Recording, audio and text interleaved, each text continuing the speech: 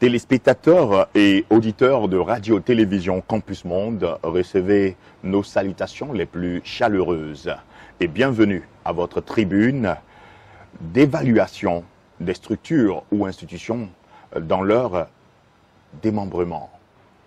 Estam nous accueille dans ses locaux avec le fondateur et ses différents collaborateurs, le directeur des études et aussi le directeur général. Téléauditeurs, nous allons faire plus ample connaissance avec Estam à travers ce focus. Bonjour, monsieur le fondateur. Bonjour. J'espère que ça va très bien aujourd'hui. Oui, ça va. Oui, bien sûr, on a cet enthousiasme là lorsque nous sommes avec vous pour parler de votre structure, l'illustre école Estam, que vous allez présenter dans ces entités, dans ces compartiments, monsieur le directeur. Merci. Je pense qu'en ce moment, il y a beaucoup de choses à faire, c'est-à-dire du côté des parents qui cherchent aujourd'hui comment trouver une bonne école pour leurs enfants et comment trouver aussi les moyens de scolariser ces enfants. Oui. Donc à ces personnes, aux parents et aux élèves, aux étudiants, je dis bon courage et que Estam reste à leur disposition. Bien sûr, Estam reste toujours à la disposition des étudiants et des parents d'élèves. Comment organisez-vous le travail ici au niveau de Estam avec vos différents collaborateurs? L'organisation de notre structure, qui est donc une université à la fois grande école et université privée, nous avons organisé un SARL. Parce qu'aujourd'hui, vu ce que nous brassons, vu ce que nous faisons, vu les risques quelquefois d'avoir des locaux, on a besoin d'être appuyé par les institutions financières. Et si vous êtes une société individuelle, vous aurez du mal à trouver des personnes qui vous suivent et qui vous accompagnent. Donc nous sommes bel et bien les SARL. Et comme structure, nous avons un directeur général. Un directeur général et nous avons un directeur des études. Derrière lui, il y a un service de scolarité, il y a une comptabilité et il y a une assistante de direction. Et derrière ça, nous avons des éducateurs. Des éducateurs qui sont en contact quotidien avec nos étudiants. Le travail est bien organisé, hein, un organigramme bien connu, bien conçu. Comment se passe, je dirais, la communication interne de Estam? Disons, au niveau de la communication interne, il y a un directeur général. Et il y a un conseil de gestion. Un conseil de gestion qui pilote l'ensemble. Dans ce conseil de gestion, le fondateur est président de ce conseil de gestion. Et il y a à l'intérieur, il y a le directeur général, il y a le comptable, il y a d'autres personnes au niveau des enseignants, au niveau des structures de contrôle et de gestion. Ces personnes prennent part au contrôle de gestion, c'est-à-dire sont dans le comité de gestion. Si on peut continuer avec cela, hein, c'est vrai que la communication se fait, je dirais, de manière hiérarchique chez vous. Est-ce que vous tenez des réunions? Comment ça se passe au niveau de l'administration, je veux dire? Le temps pour diffuser les décisions prises. Nous avons donc des affichages. Nous avons les comptes rendus, la rencontre avec les personnes pour lesquelles les informations ont été prises. Si c'est au niveau du directeur des études, il va donc s'adresser directement aux étudiants.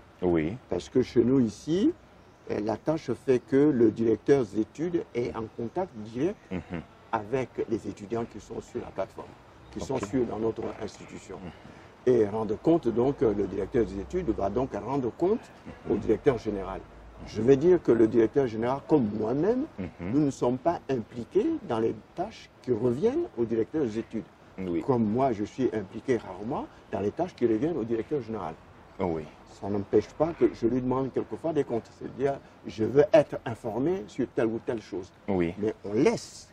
Et c'est ce qu'a appris aussi mon directeur général qui est là. Il sait que moi, je ne suis pas dans les implications quotidiennes. Oui. Et lui non plus, il n'est pas dans les applications quotidiennes. Mais il veille que les tâches qu'on leur confie se passent normalement et se passent dans de bonnes conditions. Voilà comment nous faisons pour que les communications passent et que chacun soit à la hauteur de la tâche qui lui a été confiée. Merci bien, monsieur le fondateur. Vous savez bien que c'est vrai au niveau de la formation, de l'enseignement. D'abord, la matière première, c'est les étudiants. Exact. Comment se fait le recrutement des enseignants, du personnel administratif, et je veux parler aussi de tous ceux qui tournent autour, je dirais, de la gestion de votre illustre, comme j'aime bien le dire, établissement. Mais disons que le choix des hommes, vous savez que nous sommes à la fois informatiques et managers. Oui. Donc le choix des hommes se fait toujours par le tri potentiel des gens. Quand on dit tri potentiel, c'est dire quelles sont les ressources de chacun. Quelles sont les ressources que chacun peut nous apporter. Donc quand on prend un enseignant, ce n'est pas seulement son CV. Il faut son savoir-faire. Comment il conduit un enseignement. Comment il prépare un enseignement. Donc on a une équipe qui rencontre le postulant, lui pose certaines questions, lui demande ses interventions quand il instruit des étudiants. Donc au niveau des enseignants, et c'est ensuite que nous nous réunissons pour dire oui, il a répondu correctement ou il a le feeling pour travailler dans notre école. Il peut être bardé de diplômes, mais si en matière d'enseignement, la pédagogie ne suit pas, nous, ça ne nous intéresse pas. Voilà. Au niveau de notre personnel, c'est exact. Le personnel qui va conduire, vous savez, monsieur le directeur général qui est là aujourd'hui, il est directeur des ressources humaines. Lorsque j'ai eu besoin de faire des modifications dans la structure managériale de notre direction, j'ai regardé, j'ai vu son CV, mais il est avec moi depuis des années. Il était enseignant, nous lui avons confié le cabinet, donc il a un savoir-faire, il a un potentiel. Je dis, comment peut-il mettre ce potentiel à notre disposition? C'est ainsi que je l'ai recruté comme directeur général pour conduire notre institution. Il est de même pour ceux qui servent dans les différents postes. Par exemple, la comptabilité, on a encadré le comptable par une structure extérieure pour qu'il puisse apprendre comment on fait le bilan, comment on conduit une étude de projet, comment on répartit le budget, comment on fait un tableau de bord. Donc, à partir de ce moment-là, on lui donne un outil pour conduire sa tâche. Vous êtes bien à mesure de venir lui demander des résultats, puisqu'il a été formé pour ça. S'il n'applique pas les résolutions qui ont été arrêtées, en ce moment-là, je n'aime pas les sanctions. Dans ce moment-là, vous l'appelez et vous dites, est-ce que vous êtes bien à votre place? C'est comme ça que nous fonctionnons ici. C'est-à-dire que c'est pratiquement une famille, mais avec des rigueurs d'entreprise. Le ministère de l'Enseignement supérieur et de la Recherche scientifique a basé, je dirais, sa politique sur la qualité. De quel atout majeur disposez-vous pour donner ou certifier de manière qualitative votre école? Disons déjà les hommes que nous choisissons. Les hommes que nous choisissons connaissent ma façon de travailler. Ils savent ma façon d'appréhender les choses. Pour nous, la qualité, ce n'est pas une nouvelle chose, parce que nous l'avons toujours appliquée dans cette école. Quand un professeur vient donner des cours, moi-même, de temps en temps, je viens à l'arrière-boutique, si on peut le dire ainsi, et je vois l'enseignant donner les cours. Et si c'est un enseignant qui a une méthodologie et qui permet aux étudiants de mieux apprendre, je laisse continuer. Si c'est un professeur qui se met dans l'arrière-plan et qui lit à travers un bouquin et qui sature les étudiants à tel point que quand ils arrivent chez eux, ils ne regardent même plus leur cahier, mais ce qu'ils pensent c'est d'aller dormir. Ils sont tellement fatigués. Donc nous, la qualité, c'est déjà le prof. le contenu de ce qu'il veut transmettre, pour que les étudiants soient à l'aise dans ce qu'ils apprennent. Donc nous, au niveau de chaque entité, ils savent comment conduire la qualité. Moi, si mon directeur des études me présente un emploi du temps, il présente son emploi du temps à son directeur général, nous regardons quels sont les éléments de l'emploi du temps et quels sont les budgets qui vont avec. Parce que si vous faites un budget de 50 millions, alors que l'effectif que vous avez ne correspond pas à vos 50 millions, on trouve que vous n'êtes pas dans la réalité. Oui, c'est vrai. Voilà. Donc on ramène tout le monde dans la qualité, on ramène tout le monde dans la rigueur, et nous, on vérifie derrière. Ce qui fait votre particularité, monsieur le fondateur, c'est votre contrat de professionnalisation et d'employabilité. Pour résumer, CPE. Qu'est-ce qui augure de ce contrat-là? Pourquoi ce contrat-là? Et quels sont les résultats sur le terrain? Ben, ce contrat, il est né d'une réflexion longue. Parce que ça fait un moment que nous sommes dans l'enseignement. Et chaque fois que nos étudiants sortent pour aller chercher des stages, ou que nous les aidions à trouver des stages, le problème majeur que nous rencontrons, et ce n'est pas seulement dû à Estam, mais généralement pour toutes les écoles, on dit « Ah, mais ils ne sont pas au point, il leur manque ceci, il faut qu'on leur donne un encadrement particulier, ainsi de suite. » Mais quand moi-même j'étais enseignant, lorsque nos étudiants en cycle ingénieur devaient partir en stage, ils avaient déjà un acquis. Un bon bagage. Un bon bagage pour aller en stage. Je leur faisais faire le parcours. Je leur faisais faire ce que l'entreprise attend d'eux. Et je leur demande en retour de me restituer ce qu'ils ont appris de moi. Donc on travaillait déjà dans cette perspective. Mais le CPE est né du fait qu'on dit, mais pourquoi nous ne mettrions pas cette formation à la disposition de nos étudiants? Ils ont fini un cursus qui est donc un savoir, mais qui n'est pas un acquis, qui n'est pas une technicité, qui n'est pas un savoir-faire. Ça c'est vrai. On peut être docteur et puis avoir des soucis dans sa matière. Ça c'est vrai. Donc c'est pour ça qu'on organise des séminaires, même pour les docteurs. Et le troisième cycle, le post-BTS, est fait pour ça. Je dis, même ceux qui sont en master, ils doivent faire le CPE. On dit, vous travaillez en entreprise, mais quelles sont vos acquisitions dans l'entreprise où vous êtes? Expliquez-nous un peu ce que vous faites. Vous allez voir qu'ils ont du mal à vous expliquer ce qu'ils font. Ils viennent le matin, ils sont assis, on leur donne 2 ou 3 papiers à regarder, parce que les gens disent, mais est-ce que si on leur donne le papier, est-ce qu'on va avoir les résultats à temps? On dit non, nous, à Estam, on veut finir avec cela. L'étudiant qui sort d'ici, qui est admissible, que ce soit en post-BTS ou qu'il soit en BTS, on le prend en charge. On dit ton souci d'aller en stage, tu oublies un instant.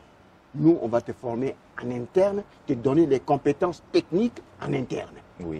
Avant que tu n'ailles en entreprise. Et effectivement, quand l'enfant, l'étudiant va en entreprise, il a déjà des acquis. Les personnes lui amènent des documents qui sont peut-être des documents de premier plan, je dis où il n'y a pratiquement rien. Notre étudiant sait détecter que ça ne correspond pas à sa qualification. Et dans les heures qui suivent, il va rendre le résultat. En ce moment-là, les gens disent, on n'est pas tout à fait dans le schéma habituel, mais aujourd'hui, on est dans le schéma des étudiants qui savent faire et qui savent ce dont ils ont besoin et ce qu'ils peuvent apporter à l'entreprise. Donc le CPE, pour nous, c'est un élément prépondérant. On a même fait la démarche vers le ministère de l'enseignement supérieur. On leur a dit, aujourd'hui, vous avez formé des personnes qui ont le master, qui ont la licence, et qui, pour certains, n'ont pas encore trouvé d'emploi. Parce que ce qu'ils ont fait était très théorique, peut-être. Ramenez-les dans le CPE. Nous, avec nos partenaires entreprises, on va leur donner le savoir-faire. Et lorsqu'on leur a donné le savoir-faire, quand ils vont en entreprise, l'entreprise les prend en compte Et on demande à l'entreprise de justifier que cette personne est capable de faire la tâche qu'on va lui confier. Oui. Et au-delà des tâches. Et l'entreprise qui a intérêt à être correcte avec nous, loyale avec nous, Oui. puisqu'il dépend aussi des entreprises ivoiriennes, Oui. donne son avis. Si l'entreprise, si ce n'est pas favorable, elle nous dit pourquoi, quels sont les éléments sur lesquels nous devons travailler. Mais je veux vous dire qu'en matière de ressources humaines, en matière d'informatique, si on amène nos étudiants à faire un stage, c'est qu'ils sont prêts. Ah oui, sincèrement, nous avons beaucoup appris hein, du CPE, voilà, pour bien prononcer, pour bien dire d'ailleurs. Je pense que toutes les écoles devaient suivre votre démarche hein, pour avoir l'employabilité, parce que le taux d'employabilité juste après les formations est très faible, même négligeable. Merci bien pour cet apport au milieu de la formation. Voilà, Estam, c'est vrai, c'est une grande institution, c'est une grande école, divisé en deux ou en trois. Je veux parler de Abidjan, Agboville et aussi le cabinet. Quelles sont les matières prépondérantes que vous avez ici? C'est vrai que vous êtes une école TIC, mais quelles sont les matières? Voilà, disons que ici, au niveau informatique, oui. On a la sécurité informatique. Oui. Donc réseau et sécurité. On a les informaticiens qui sont des développeurs, qui sont donc des designers, oui. qui eux sont là aussi, font partie de la matière. On a des informaticiens, je dis, cette année, on va ajouter quelque chose de supplémentaire. Oui. Parce que dans mon circuit, dans certaines villes, dans certaines grandes villes, oui. On s'est rendu compte, les étudiants qui étaient dans le même domaine que nous ont évolué. Oui. Donc je me dis, on ne peut pas s'arrêter au niveau informatique qu'aux développeurs des applications. Oui. On ne peut pas s'arrêter simplement au génie logiciel. Oui. Bon, aujourd'hui, tous ceux qui apprennent, parce qu'il y a des matières où il y a des filières qui nous sont imposées par l'État, ça veut dire par le contrat de concession qu'on a, oui. on est obligé d'aller vers certaines formations. Oui. Mais nous, ce qu'on ajoute en plus, on dit au niveau des ingénieurs informatiques, tout le monde fera ce qu'on appelle la cryptographie, qui est donc la sécurité. Aujourd'hui, on est dans le monde numérique. Oui. Donc, les systèmes sont devenus pénétrables, fluides. Oui. Même si on embauche des gens au niveau des sociétés, on dit ce sont nos personnes de sécurité. Je peux vous dire qu'aujourd'hui, pour avoir une bonne sécurité en informatique, il faut avoir plusieurs pare-feux. Oui. Parce que celui qui entre dans votre système, il va d'abord détruire les pare-feux. Mais nous, ce qu'on met derrière les pare-feux, c'est donc le système de cryptographie, qui est donc un système complexe, qui peut changer d'une minute à l'autre. Ça veut dire, maintenant, quelqu'un a fait, et quelqu'un est venu. Ce n'est même pas les problèmes des IP. C'est-à-dire qu'on va intégrer l'IP dans la cryptographie. Le gars, il a l'IP pour qu'on sache à quel endroit il est, mais on lui donne la cryptographie en plus pour que les clés de pénétration soient calculées. Et je dis, cette année, tous les étudiants inscrits en informatique, au niveau ingénieur, seront dans les conférences de la cryptographie. Allez, je vous prends au mot directement pour cette année académique d'ailleurs qui vient de se terminer. Quels ont été les résultats je dirais, au niveau du BTS de Estam? Disons que nous, on voudrait aller à 100%, hein, 80%. Oui, bien sûr, c'est ce qui est souhaité par tout le monde. On est toujours autour de 60-70%. Voilà notre fourchette. Oui. Voilà. Et j'en suis content parce que c'est un examen. Oui.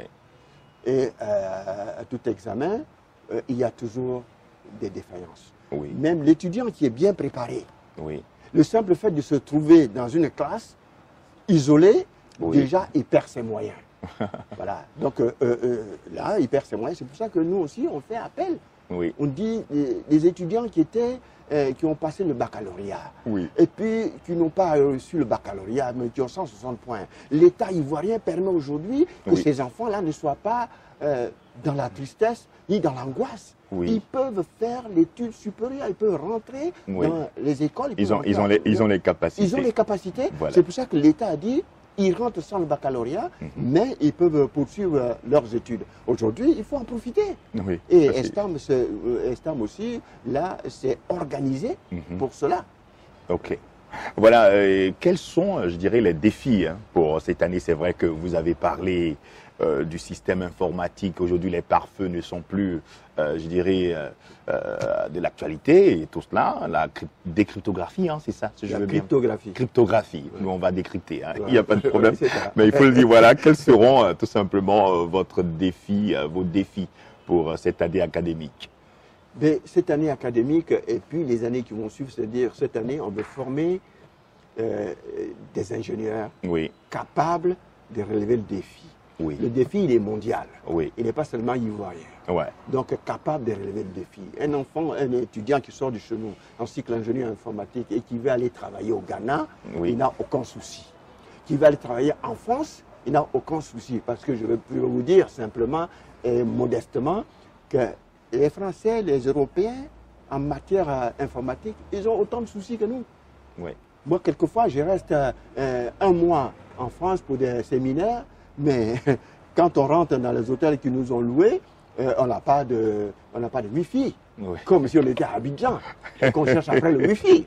Ah oui. Voilà. Donc, notre défi, c'est que nos étudiants soient à la hauteur de la compétition internationale. Ok, je pense que cette compétition internationale se fera puisque nous avons su et nous savons que vous êtes en partenariat avec plusieurs universités et grandes écoles extérieures et aussi des universités internationales. Voilà, nous allons finir notre conversation tout en jetant un coup d'œil au niveau des parents et aussi des étudiants.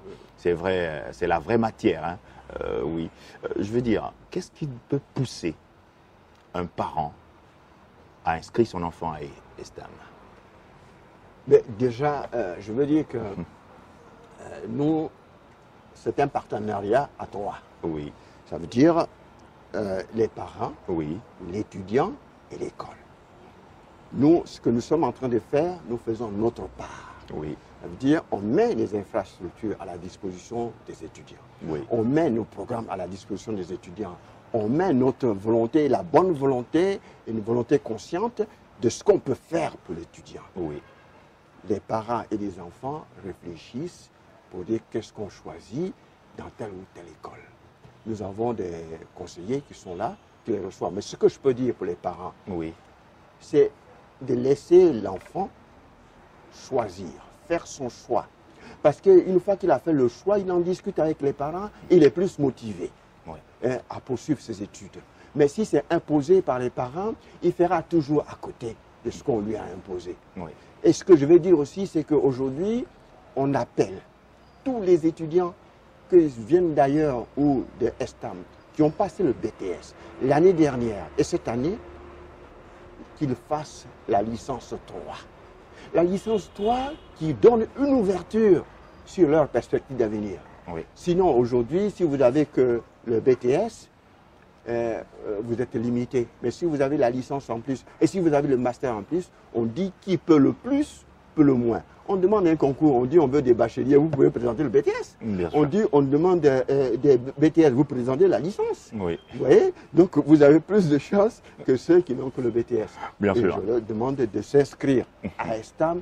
Ceux qui n'ont pas eu le baccalauréat, ils peuvent s'inscrire à Estam. Et ceux qui ont eu le BTS, en troisième, il faut qu'ils fassent la licence La 3 pour donner plus de perspectives. Parce qu'avec nos partenaires extérieurs, oui, c'est là qu'on les conduit. Si on veut faire des études après, par exemple ceux qui sont en mine, je suis en train de négocier avec l'université des mines du Ghana oui. pour que nos étudiants qui ont fini le L3 puissent rentrer directement dans cette école-là et poursuivre leurs études au niveau ingénierie. Ah oui, il faut savoir, chers téléspectateurs et auditeurs de Radio-Télévision Campus Monde, que Estam, il y en a beaucoup de catégorisations, c'est vrai. Il y a le BTS, il y a la licence, il y a le master et il y a le côté ingénieur, sans oublier Estam Cabinet. Auditeurs et téléspectateurs, on a été très heureux d'être ici, dans les locaux de cette illustre école que j'ai nommée Estam. Restez connectés sur Radio-Télévision Campus Monde et merci aux fondateurs, merci à ses collaborateurs, je veux parler du directeur des études et surtout monsieur le directeur général, que nous avons eu plaisir à côtoyer après beaucoup de choses que nous avons eues ensemble. Et c'est très intéressant d'être ici à Estam. Je conseillerais tous les étudiants, tous les parents de pouvoir épouser, oui, le style Estam, parce qu'avec Estam, c'est la qualité et surtout, c'est l'abnégation, c'est le travail bien faire, le savoir-faire et le savoir-être. J'ai été très heureux d'être avec vous. On se donne rendez-vous prochainement. Bye bye.